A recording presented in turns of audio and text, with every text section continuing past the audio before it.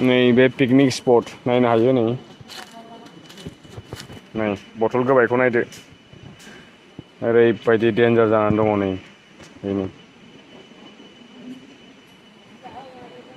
नाय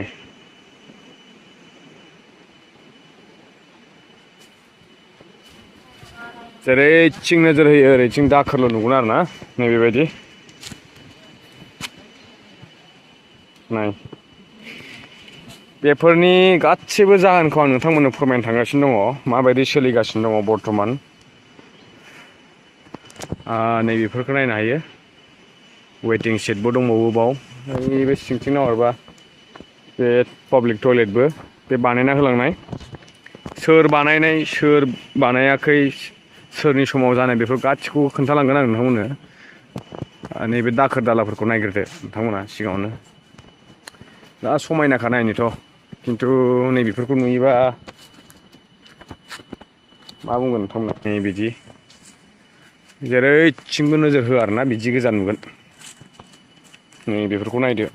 ओइ मेरला दङ बेसे दिन्थिबावनो नैबाव लिरनाय दङ साखोन सिखोननि सायाव गोसो हो पिएचइ बाक्सा नाथाय नैबेयाव नायदो साखोन सिखोननि नामावहाय माबायदि जागासिनो दङ नै नुबाय दा आरो मेरला दं जेरैथिं नोजोर होयो थिंनो बथल गोबाय दाखोर दाला नैबे पाब्लिक टयलेटनि अबस्थायानो गैया हनै हाग्रा दुजोबनानै दङ आरो खाथियावथ' थांना नायहैजाखाया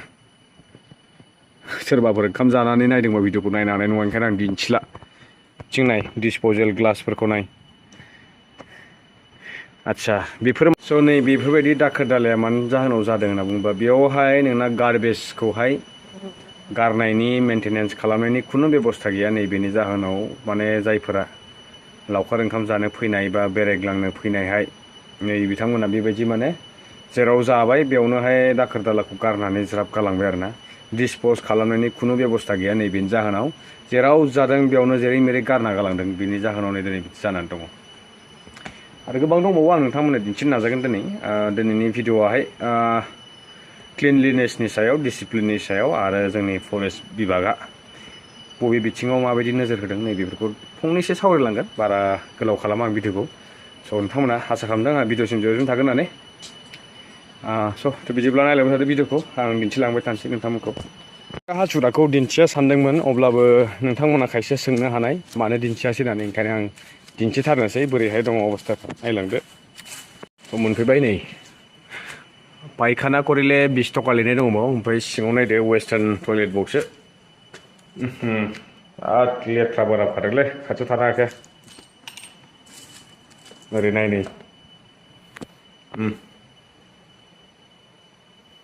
नुबाय दा अबस्थाया मुगैबाय आं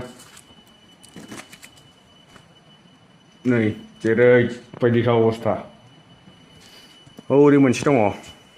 फायखाना गुदियावबो नै बेबायदि लोङै जायै नै नायबावदो नै टयलेटनि सेरावबो गारबावा आरोखि ना ओरैबायदि बे फिसा फिसा जिरायग्रा जायगा बानायना दोनदों नै ओरै ओरै नायनो हागोन नैबे ओरैहाय दैमा दङ ओमफ्राय नै हाजो नै बेबायदि जोबोद समायना जायगायालाय नायनो साफा नाथाय खना खनलि नायोब्ला मुगैथावना जानानै दङ आरो जायगाफ्रा थासारिफोराहाय ओरैबायदि गासिबो फोरमायलांजोबगोन मानि जाहोनाव बिदि जादों बे मा जायगा दिन्थिदों नोंथांमोननो आं फोरमायनोसै दा दसे जिरायबाय मेंबायबो एसे आं दा दंफैयो मानास चौकी इक' टुरिजम ससाइटि नैबे पिकनिक स्पट बर्थमान सौसि खंखर हिमालय पिकनिक स्पट होननानैहाय नोंथांमोना रिसिप्टआव नुनो मोनगोन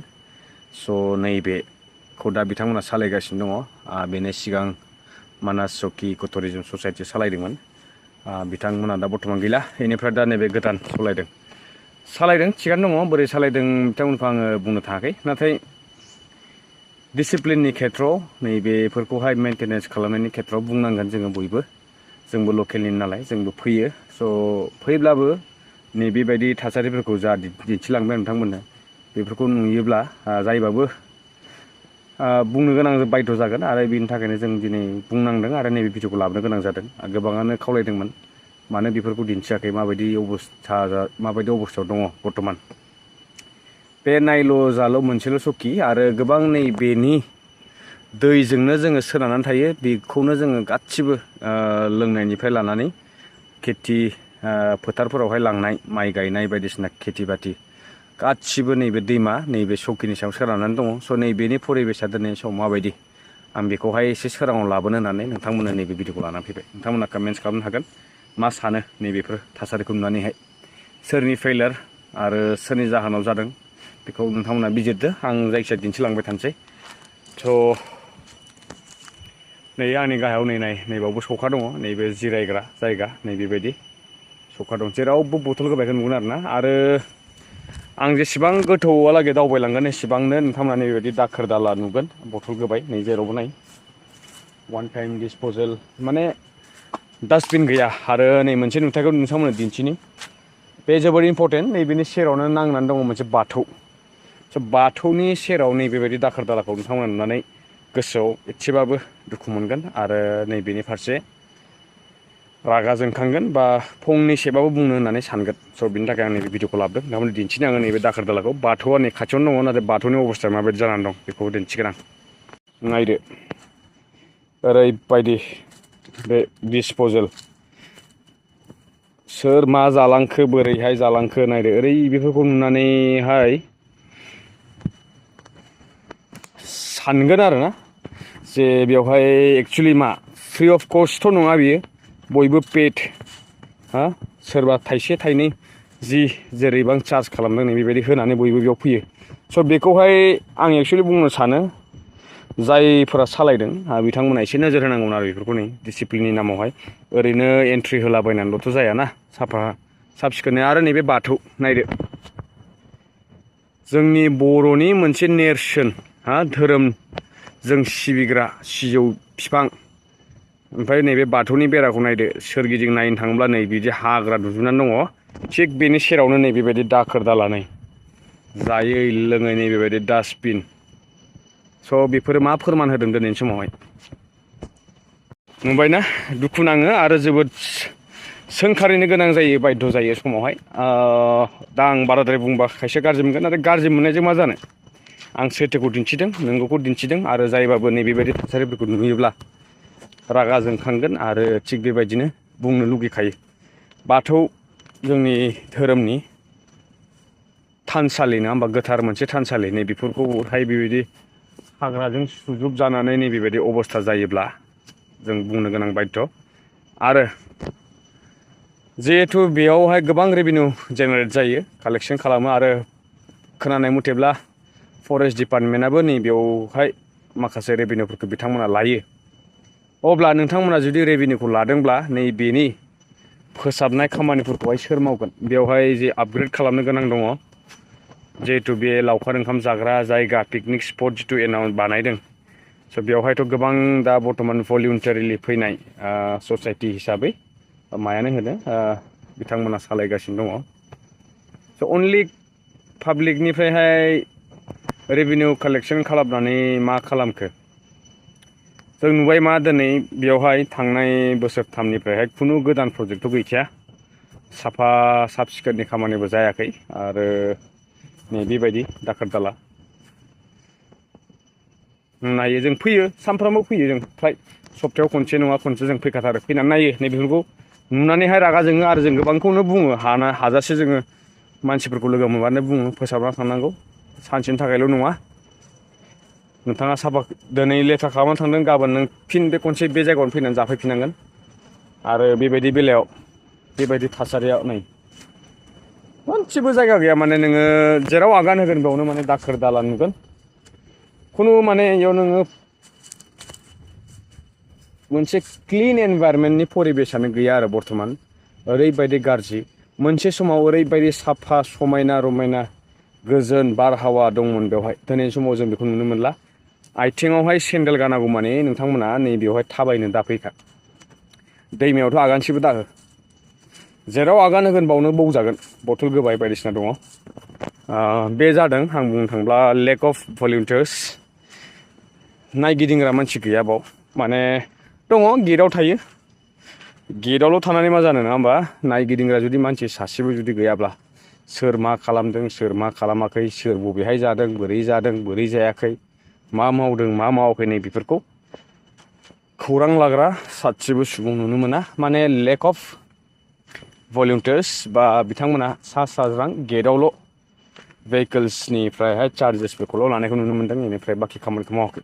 स' बे बेलायाव जुदि फरेस्ट डिपार्टमेन्टआबो जुदि बेयाव इनक्लुडेड जिहेतु बिथांमोना रेभिनिउ लायो बेनिफ्राय मानगोनां जाय एम रन्जित सार बिथां नोंथाङानो नैबेफोरनि लाइसेन्सखौ होयो लाइसेन्स माने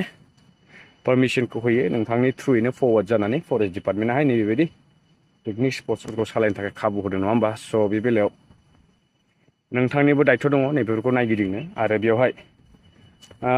गोबां खोथा दंबावो बुंनो थाङोब्ला आं किसुमान खोथाखौ बुंब्ला आरो जोबोद बेलेग नोजोरजों नायगोन आंखौ अब्लाबो नैबे भिडिअनि हगारनायनि उनावबो नायखागोन बिथांमोना खिन्थु आं एज आ समाज सिबियारि आंनि जा मावनांगौ खामानि आं बेखौ मावलांबाय थागोन आं दिन्थिगोन नंखायखौ आं बुंखाया सैथोखौ आं जेब्लायबो नोंथांमोननि सिगाङाव लाबोनानै नाजागोन स' बेनो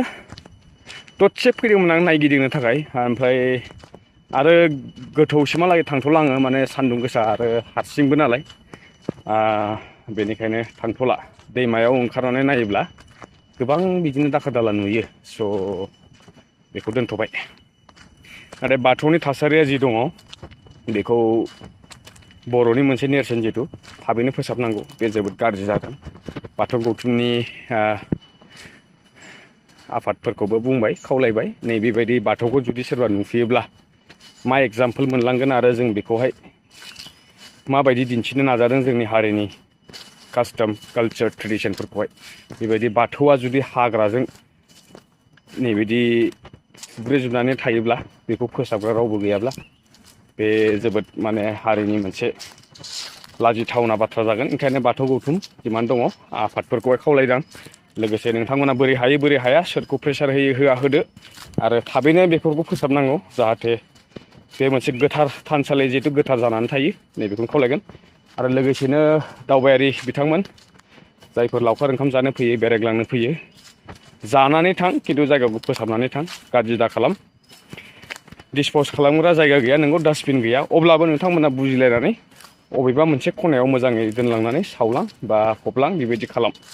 जानला मेनला जेराव मेराव गारनाङा नोंथांमोनानो नेक्स्ट जेब्ला भिजिट खालामनो फैगोन अब्लाना माखासे जाब्रबथाया नोंथांमोनावनो जानो हानाय बेनिखायनो निजेखौबो सान आरो गुबुनखौबो सान बयबो फैयो नङा होमबा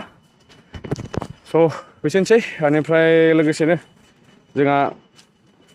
पिकनिक स्पटखौ सालायगिरि नोंथांमोन गाज्रि दामोन गोबाङानो लकेलनि सिनायो आंबो सिनायलायो जों बयबो रायलायलायो लोगो हिसाबैनो बुंबाय आङो नोजोर हो आरो हाजासे गैयाब्लाबो जाखिनि हायो नोंथांमोना एसे पिकनिक स्पट्सफोरावहाय नायगिदिंनो फैनांगौ आरो नै बेफोरबायदि जिहेतु आनडिसिप्लिन मोनसे परिबेस जानानै दङ डास्टबिनफोरखौ दाब दाब जायगायाव लगायना दोननांगौ लोगोसेनो पिकनिक जानो फैनाय सुबुंफोरखौ काउन्टारावल' टिकेटनि फैसाखौल' लायालासेनो